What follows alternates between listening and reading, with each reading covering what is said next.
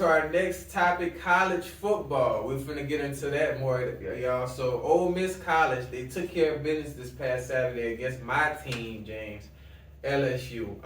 Unfortunately, I was kind of upset, but LSU, they put up a good fight. They put up a good fight in this game. I thought we took it home because we were in the lead in the second half. We were in the lead, and I thought we could, take care of business, but they kind of, we'll get into it. So both teams, they played with authority, but Ole Miss, they had to take it home. Did you watch that game? I saw the highlights and I researched it a little bit. That was an exciting game. Oh yeah. And considering it didn't even go into overtime, right, and the score was so high. Yeah. They were both. And it's crazy because in that second half, LSU, they took over. And that's the thing I like about LSU. They play the whole game. I think most of these college teams, they play way more exciting than NFL to me. I don't know why. But they just play with authority, man. But Ole Miss defense, man, they're a problem. I know afterward, LSU said they were really disappointed about losing this game. And they had every right to be disappointed, but I also see it as a major positive because to be able to put up that many points, especially against Ole Miss, they're a pretty decent team. So that's, the SEC, it's difficult. Yeah, and the fact that they came back, that's, that shows a lot, that you can come back from and take the lead, and possibly win the game. But we'll just kind of go into the highlight plays and pros and cons. So the LSU quarterback, he took a massive hit in the first quarter. I don't know if you've seen that, James, causing a fumble. I think that's when the game took a turn because one of Ole Miss defenders was grabbing on his jersey while he was trying to get him off. And then as soon as you turn around, boom, major hit. So he couldn't really get his, self together. I feel like if he had a chance, he still would have had the ball, but he took a massive hit, causing that fumble. LSU last minute touchdown before the halftime, that tied the game. So that kind of made it like, okay, it's anybody's game now at that point. Ole Miss defense was just on lock, man. What would you rate Ole Miss defense in this game?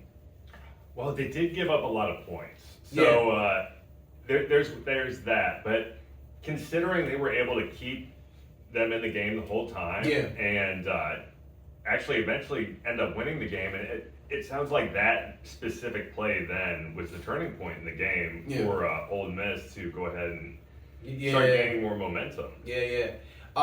See, as far as LSU, we needed better coverage, bro, honestly, because it was plays where we could have it was just tough, when you cover a man to man, if you don't look at the ball and make then you're gonna miss it. It was a lot of it was just bad coverage. So they could benefit more from maybe a zone approach as opposed to the man. Because the man, if you don't look back, if you're a corner and you don't look back to try to deflect that ball, man, he's gonna grab it. He has full control, and I think that's what kind of messed us up too, causing those easy little touchdowns that could have been prevented. Just better coverage from deep. LSU, they had a lead in the beginning, second half, but they just couldn't keep it. Like I said, this was an exciting game. Ole Miss has a great running rushing backs on their team. And their quarterback, he's pretty good too. I seen him run. He got a little run on him. He got some stuff going for himself. And then our quarterback, he's pretty good as well. That first half was really something else.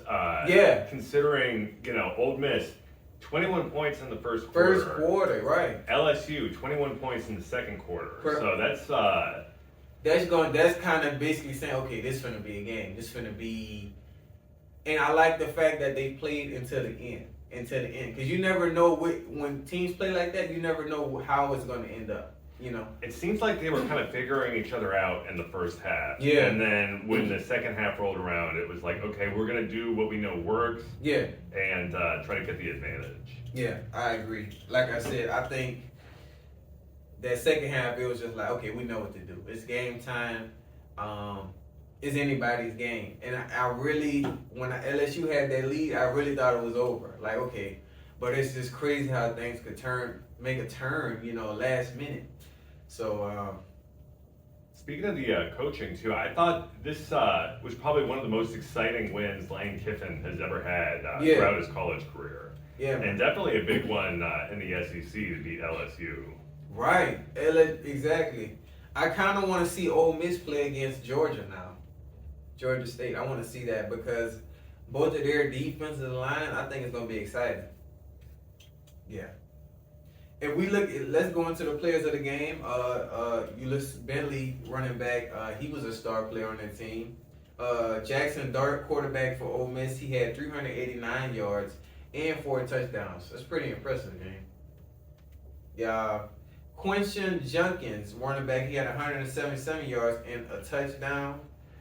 I think those were the 3 offensive key players, the quarterback and those 2 running backs, man. He was so fast. I mean, it's like they couldn't really stop him working inside. The wide receivers are pretty okay, but I think the running backs, they took care of business.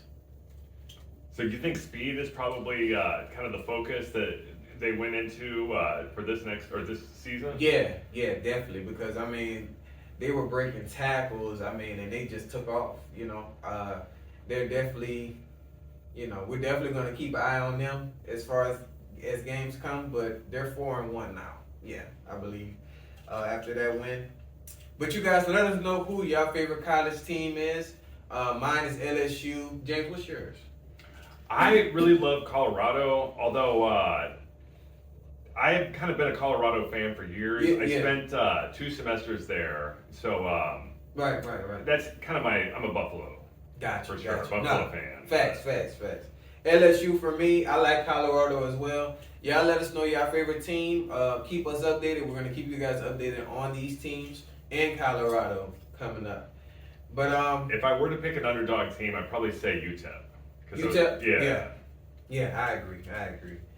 Okay, you guys, we're going to get into Week 4 NFL results this past weekend.